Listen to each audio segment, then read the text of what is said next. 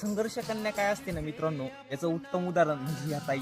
एक ऊसतोड मजूर असून पण आपल्या पतीच्या म्हणजे एक शेतकरी मुलाच्या खांद्याला खांदा लावून त्या काम करताय व स्वतःमध्ये असलेले सुप्त गुण प्रेझेंट करताय. तर प्रत्येक कृषी कन्याने जर असं ठरवलं, आपल्या पतीच्या शेतकरी राजाच्या खांद्याला खांदा लावून जर काम केलं, तर माझा बळी राजा नक्कीच सोनं पिकवल्याशिवाय राहणार नाही. आज प्रत्येकाच्या अपेक्षा बदलताय. गेली मुलगी नोकरीवाल्यालाच गेली पाहिजे असं वाटतंय, पण ह्यावर ताई खूप सुंदर असं बोलले कालच्या इंटरव्ह्यू मध्ये. बघा त्या काय म्हणाल्या. मुलींचे आई वडील त्यांनी हे समजून घ्यायला पाहिजे, नोकरदाराला मुली द्या असं नाही. त्यांना तरी मुली कोण देणार आहेत? आज सगळ्याला अपेक्षा लागलेली की नोकरदारालाच मुली द्यावा म्हणून. पण माझीच एक आहे, मला पण एक लेख आहे.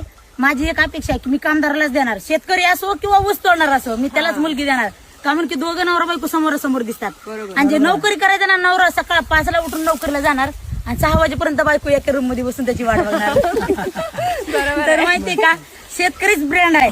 खरंच ताईंच्या संघर्षाला मानावं लागल. ह्या व्हिडिओच्या माध्यमातून 2 गोष्टी स्पष्ट होता का माझा शेतकरी काल पण राजा होता, आज पण राजा आहे आणि उद्या पण राजाच राहणार. आणि मित्रांनो, 2025 मध्ये जे काही झालं ते विसरून जा. नवीन वर्ष येतंय, त्यामुळे स्वतःला प्रेझेंट करा, स्वतःसाठी जगा आणि स्वतःला सिद्ध करून दाखवा.